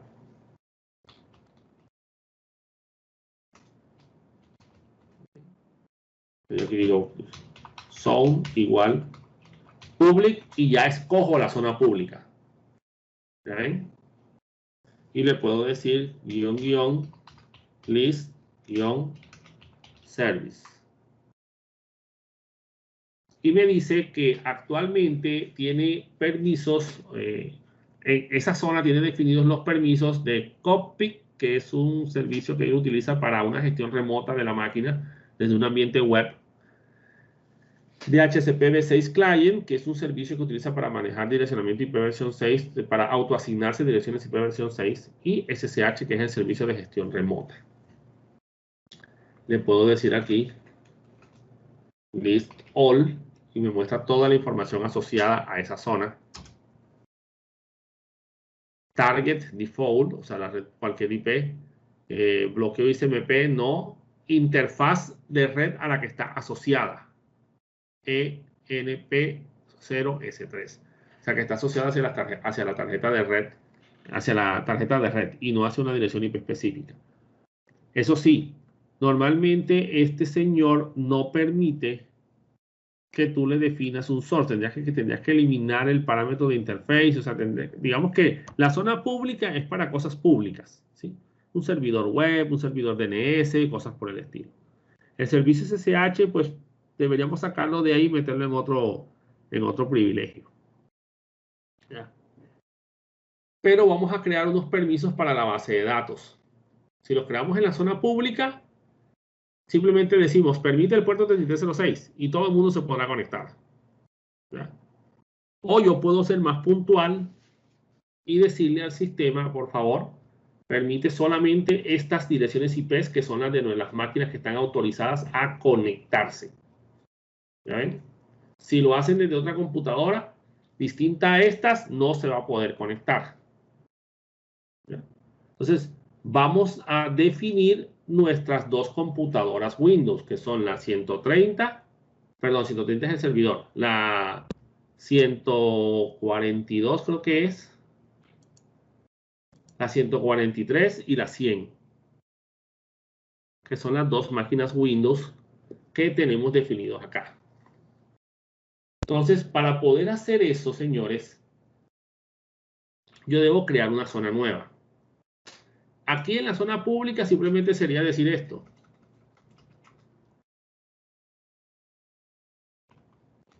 Agregar puerto 3306 / TCP como protocolo de transporte. Y decirle permanent para que sea definitiva el almacenamiento y no sea temporal. O sea que si se llega a apagar la máquina, el servicio ya quedó registrado. ¿Ven? Y simplemente así se agrega un puerto aquí. Miren que es mucho más sencillo que en iptables. Pero yo lo que quiero crear es una nueva zona. Y en esa zona, limitarlo a las direcciones IP específicas que quiero trabajar. Entonces vamos a decirle aquí -- new zone.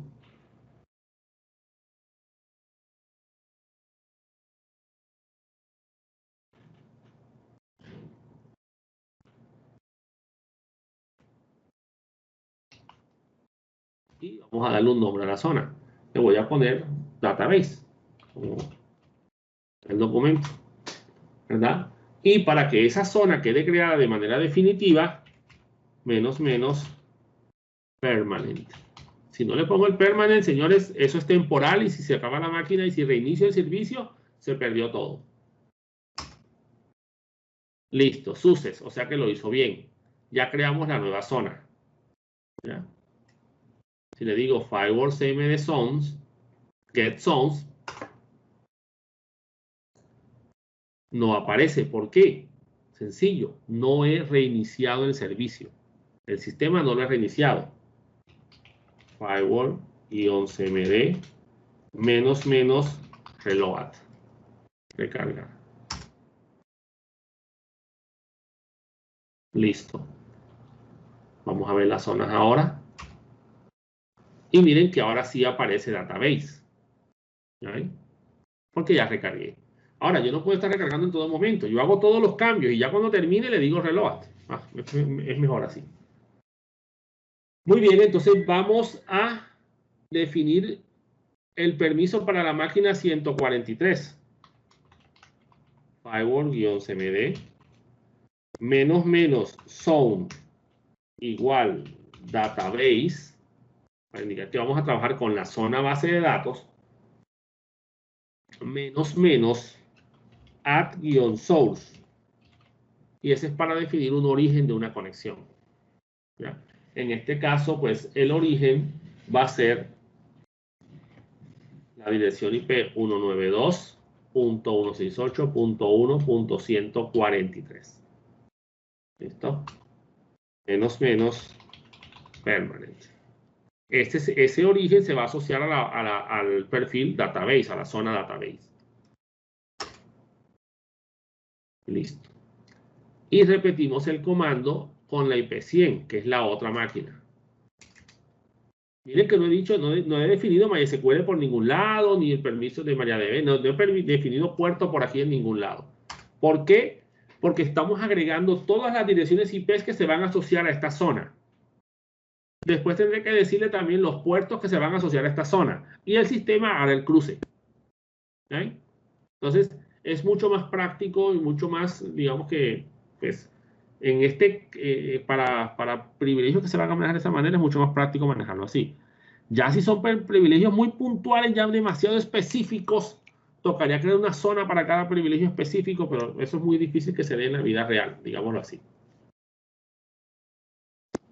De todas formas, ya hay un perfil de meseta, ya hay un perfil drop, que es el de bloqueos, que es el que se utiliza precisamente para bloquear cosas. Entonces tú los metes ahí y eso quedaría bloqueado. ¿Ya? Externas se asocia para conexiones que vengan de redes externas. ¿Ya? Digamos que ya están esos perfiles definidos. Tú simplemente le agregas los parámetros específicos sobre los que vas a trabajar. Y ahora firewall-cmd -- igual database -- vamos a agregar el puerto 3306 y decimos que la comunicación va a ser por TCP. ¿Sí? Y le decimos permanente.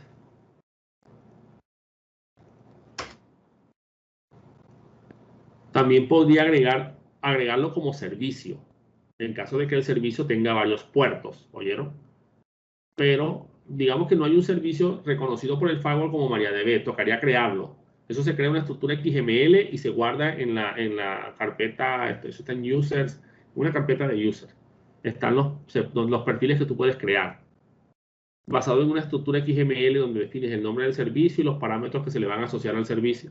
Y lo llamas aquí. Entonces, en vez de poner esto, por ejemplo, tú dirías service igual, por ejemplo, y dirías HTTP. ¿Ya? Y harías referencia a un perfil, a un servicio que se llama HTTP, que seguramente tiene el puerto 80 y 443 habilitado para él. ¿Ya? Pero no lo vamos a hacer porque ya definimos. Entonces, aquí ya definimos la zona base de datos con lo que nos interesa. Las IPs que están permitidas y el puerto asociado al servicio que vamos a permitir. Entonces, ya terminamos firewall-cmd -- reload.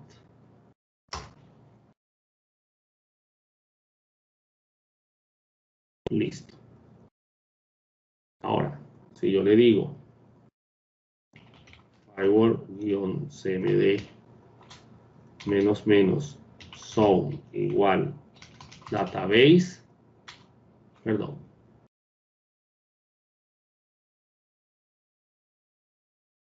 Menos list-all. Me muestra los parámetros. Entonces, ahí está. Orígenes 192.168.1.143 y puerto 3306. No hay una interfaz definida para que permita la conexión desde cualquier interfaz en caso de que haya varias. Muy bien. Entonces ya tenemos el firewall configurado con las dos máquinas que tienen permiso de conectarse y nuestra máquina Windows listas para realizar las pruebas. Profe, una preguntita. Por ejemplo, aquí en estos equipos de Linux, ellos no pueden utilizar iptable, o sea, solamente utiliza Firewall CMD. Yo dije que voy a usar los dos, pero el firewall, el iptable está deshabilitado por defecto. Ya. Ah, vale, profe. Pero pues habría que buscar, yo no lo he hecho, habría que buscar en internet cómo habilitarlo, porque miren, iptables-l sigue existiendo. Pero fíjense que no tienen ningún privilegio. ¿Ya? En CentOS 7 estaban amarrados y lo que tú hacías acá se reflejaba en iptables también. Pero ahora ya como que lo separaron del todo. ¿Ya? Muy bien, entonces ya sabemos nuestros permisos, nuestros privilegios. Tenemos el usuario root que se puede conectar, ¿verdad? Desde la dirección IP. Vamos a verificar los permisos nuevamente. MySQL, -u root, -p. No pongo usuario, lo que indica que me estoy conectando. Perdón, no pongo host, lo que me indica que me estoy conectando desde localhost. Listo. Use MySQL. Select user, host, el password no es necesario en estos momentos, pero está. From user. Bueno, entonces tenemos al usuario root que se puede conectar desde la máquina 143, desde la máquina Windows real. Tenemos el usuario DBA prueba que se puede conectar desde la máquina 100 y no desde la máquina Windows real. Tenemos el usuario que se puede conectar desde cualquier lado, igual que el usuario monitor. Aunque el usuario monitor está restringido a la dirección IP, a la red 192.168.1.0. Muy bien. Entonces pasémonos primero a la máquina Windows real y vamos a ejecutar en este caso MariaDB, que es la interfaz gráfica. Muy bien, entonces este es IDSQL, señores. Vamos a crear una nueva conexión. Vamos a ponerle aquí root, por ejemplo. Ese es el nombre que le voy a poner a la conexión. Nombre del host, pues ya sabemos que la máquina es la de la dirección IP 192.168.1.130, ¿verdad? Si quiero puedo decirle que pida las credenciales y se deshabilita aquí, o vamos a ponerlas aquí. Miren, usar autenticación de Windows, por si mi sistema está amarrado a la autenticación del sistema operativo. Y aquí, root y la contraseña del 1 al 6.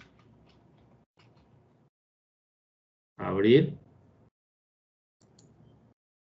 Que si deseo guardar los cambios, decirle que sí. Y listo.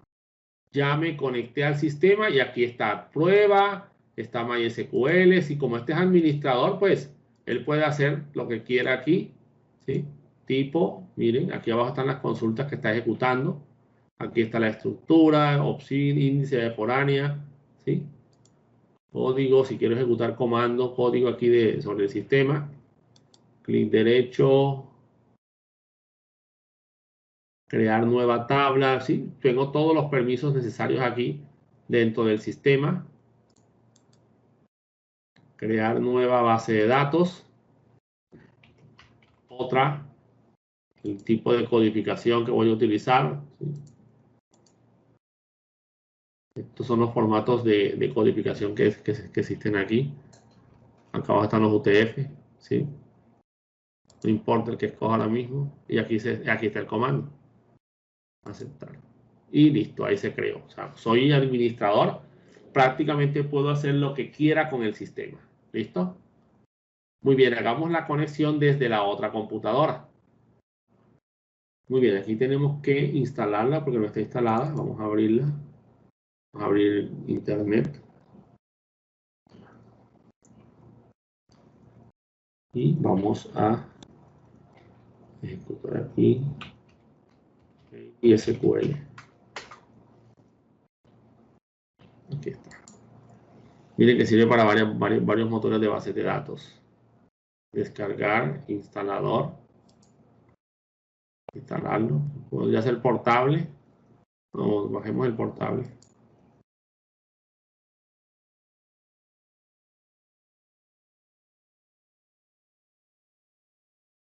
Este es supuestamente es el portable, pero bueno.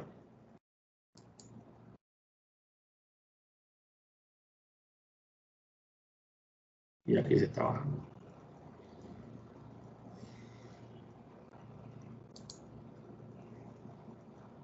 Ah, se está bajando.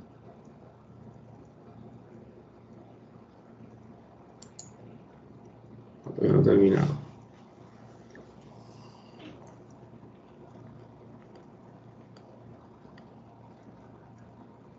Pero sí que estuviera bajando el ejecutable, pero ¿de dónde salió?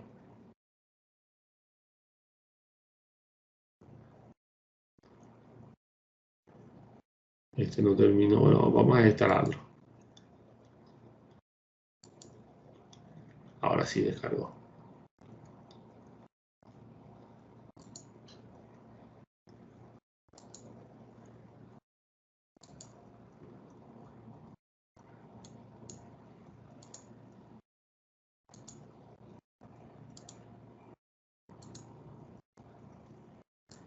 Quedó en la carpeta descargas. Aquí está.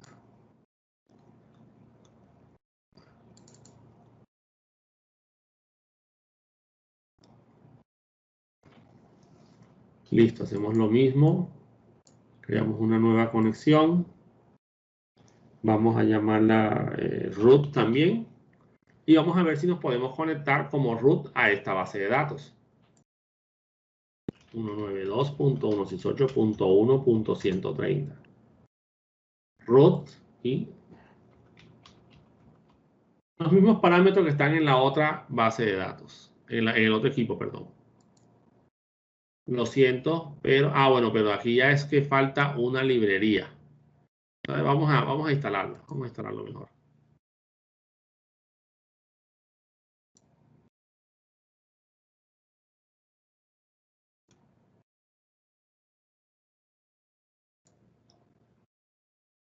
Espero que no tenga problemas con Windows 7.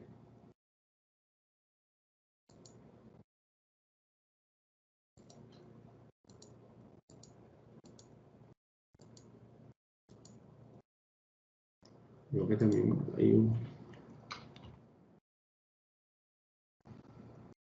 Finalizar.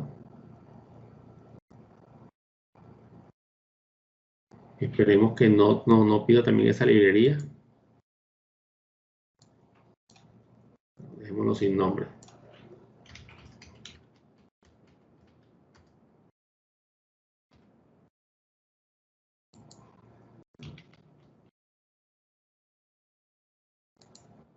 No, le hace falta esa librería. Es una librería de Visual C.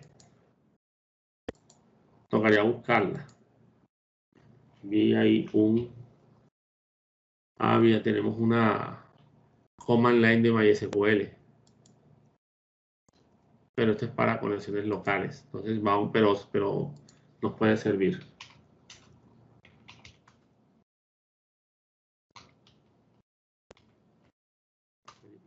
No está ahí. Vamos a...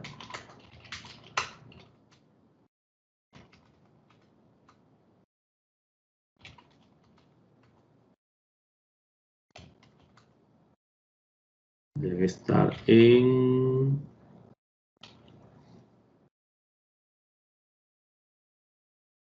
Está en el servidor.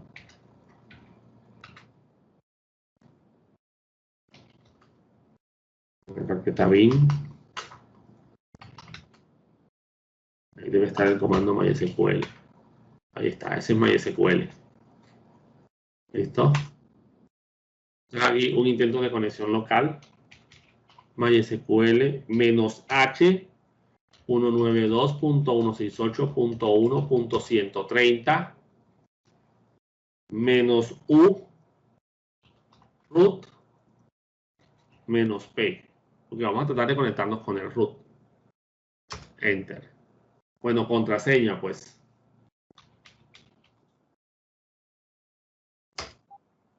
Acceso denegado para el usuario root desde admin PC, que es esta máquina. Muy bien, pero entonces veamos con el usuario DBA prueba.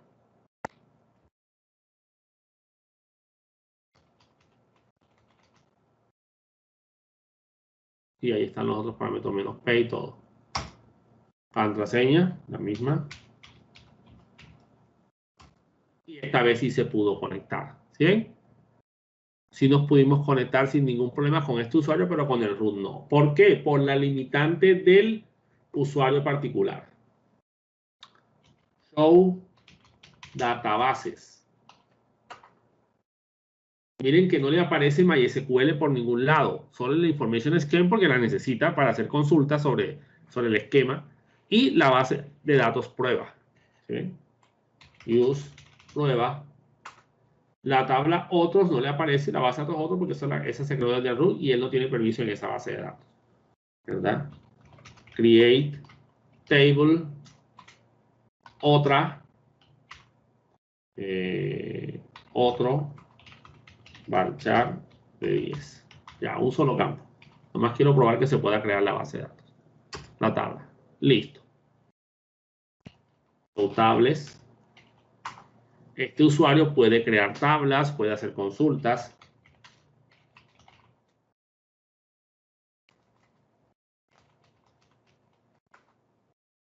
¿Ya? Sobre el sistema.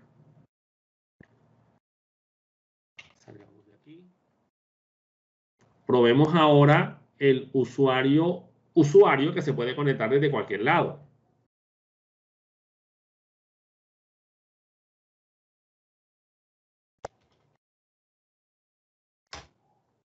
Password.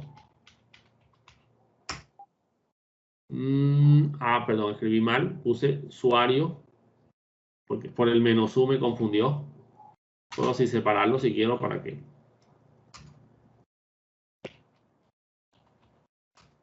Ahora sí, también se pudo conectar. Ese se puede conectar desde cualquier lado. Ahora lo probamos desde la máquina real. Vamos a ver. Show tables. Perdón, show database.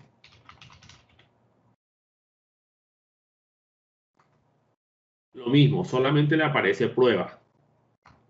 Use prueba.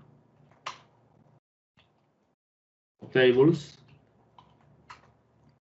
Solo tiene permiso sobre la tabla persona. ¿Ya ven? Select persona. Está. Insert into persona values 2, 3 el nombre, cualquier apellido, cualquier dirección, cualquier teléfono. Lo voy a dejar vacío a la hora, ninguno es non-null. Listo, sí lo pudo hacer, ¿sí ven? O sea, él tiene permiso sobre la tabla, ¿listo? Muy bien, entonces ese es el comando, el usuario, usuario. Muy bien. Volvamos a salir. Y aquí mismo entonces probemos ahora monitor.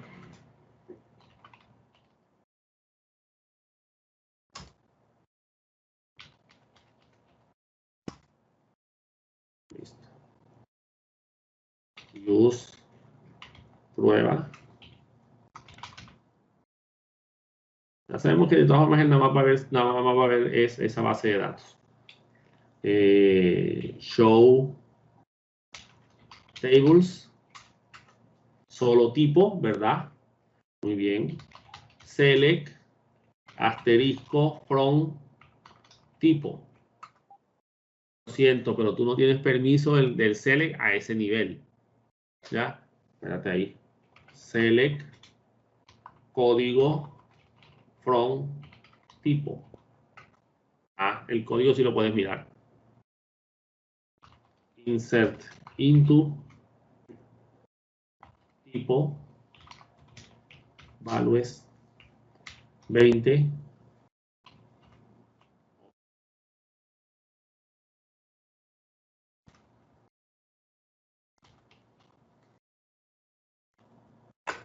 Sí lo pudo hacer. Puede ver los códigos, pero no puede ver los tipos. ¿Ya? Así se manejan los permisos a nivel de bases de datos, señores. Entonces vamos a pasarnos a la máquina Windows. A la máquina Windows real. Y desconectémonos aquí. Y volvamos a establecer una conexión. Y ahora vamos a utilizar el usuario. Vamos a probar con DBA prueba para que vean. Ahí está la clave. Y abrir. Acceso denegado. ¿Por qué? Él no se puede conectar desde esta dirección IP. Él se puede conectar desde la IP 100. Listo. Usuario sí se puede conectar desde cualquier IP.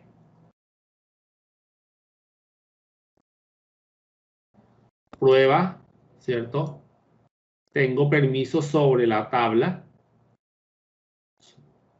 como tal, pero solo de insert, update y delete.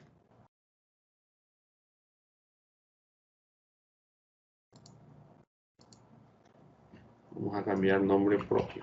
A ver qué pasa. Guardar. Ahí está. Lo siento, pero usted no tiene permiso para hacer esto. Comando denegado.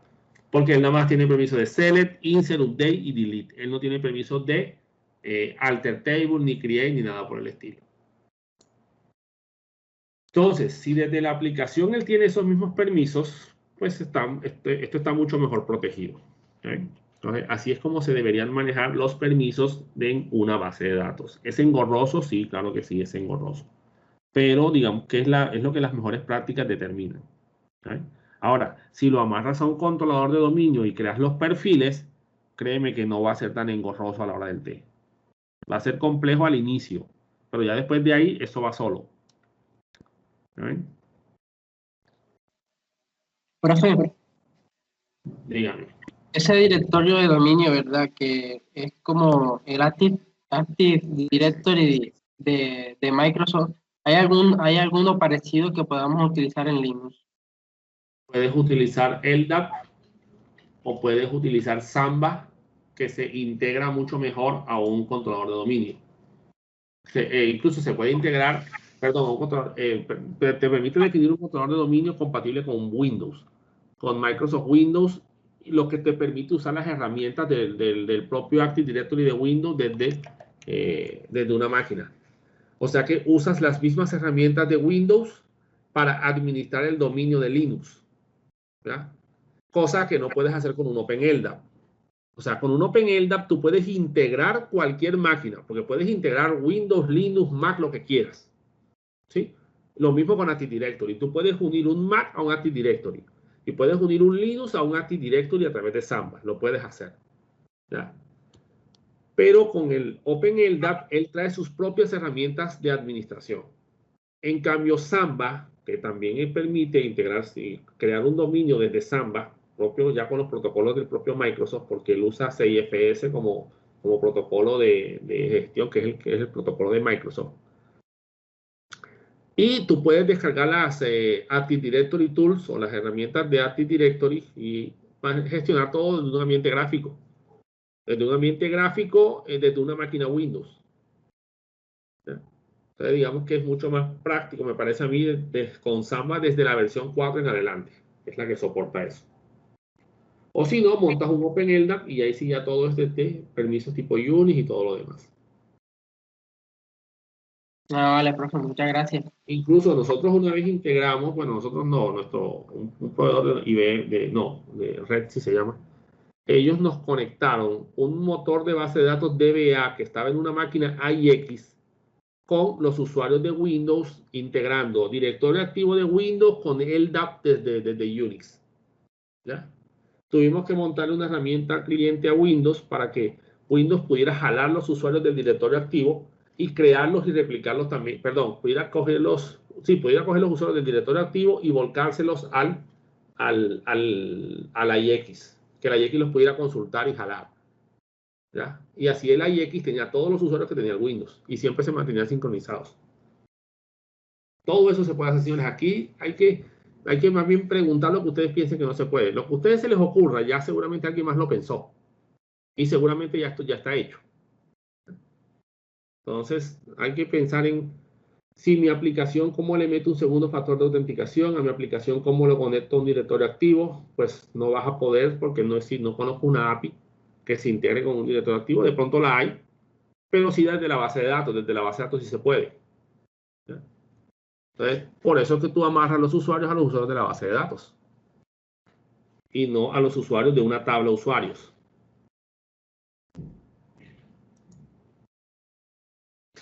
Entonces, son parámetros que uno debe tener en cuenta, señores, para manejar el tema de seguridad sin manejar Vale, mucho profe. no debería ser. Entonces, ese es el tema de la seguridad en las bases de datos, señores.